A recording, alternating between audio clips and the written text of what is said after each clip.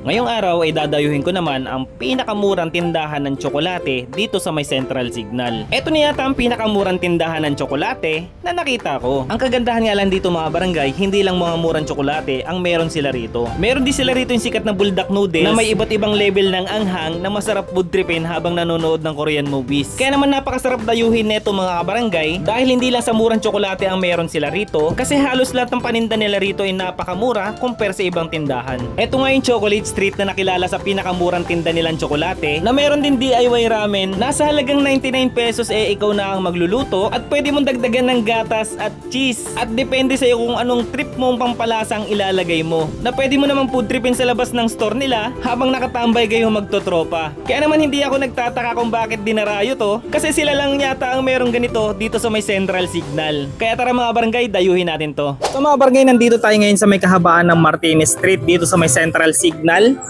Ito nga yung kahabaan ng Martinez Street mga barangay. Tayo nga tayo dito mga barangay, tindahan ng pinakamurang tsokolate. Ito nga yung Chocolate Street mga barangay. Ito nga yung pinakamurang tindahan ng tsokolate dito sa may Central Signal. So tara mga barangay, samahan nyo ako, pasukin natin tong store na to at alamin natin kung magkano yung mga chocolate dito. Hi sir! Hello po, Good afternoon sir. Ano pangalan niyo sir?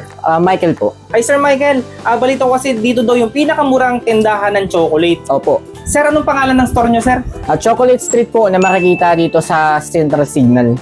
Anong oras kayo nag-open dito sir? Open kami from 8 a.m. to 8 p.m. every day. Ano yung pinakamurang chocolate nyo rito sir? Naku, lahat ng chocolate dito mura. Halimbawa na lang ang mga Cadbury namin sa mga mall, mabibili mo siya ng 190 pero dito mabibili mo lang ng 107. 107 sir? Oh, Saan 107 lang to. Ito mga ganito, mga big ano na namin, Cadbury na 160 ganyan? gram. 107 yan isang Oh, ganyan. 107. Sa mga mall, mabibili mo to ng mga 190, 170, pero dito 107 lang. Uy, malaki yung diferensya. Oh, malaki. Sir, magkano naman tong etong Toblerone sir? At itong Toblerone namin, 192 lang to. Mabibili mo to sa mga mall, mga 250, pero dito 192 lang. Ay, tama-tama to para sa susunod na Valentine's Day. Oo. Sa mga Toblerone namin, 78 lang. Tapos yung Gano'n pinakamalaki kalaki yung namin, 78 pesos sir? itong 78 pesos namin. Tapos makaka-discount ka pa pag dalawahan. Yan. Oo. Kung makukuha ka dalawa, 150. Pero pag isa, 78 lang. So Yung makaka-discount ka pa pinakamalaking din. Toblerone sir, magkano? Ang pinakamalaki namin Toblerone, 200 grams, 148 lang isa. O, pati yan yun sir.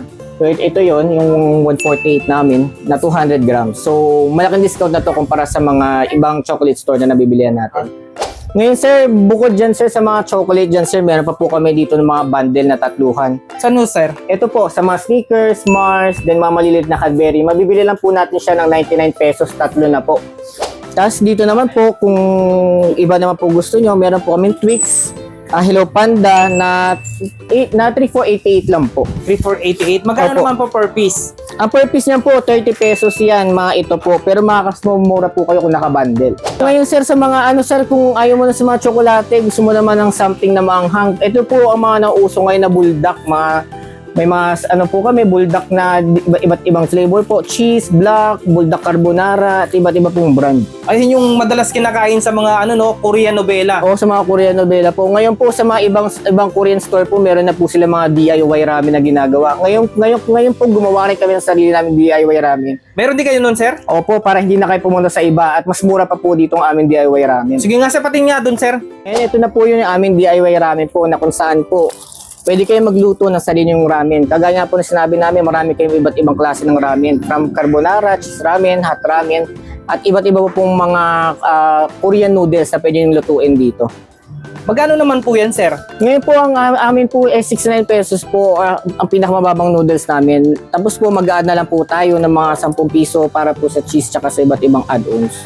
May mga add-ons din pala yan, no? May Opo.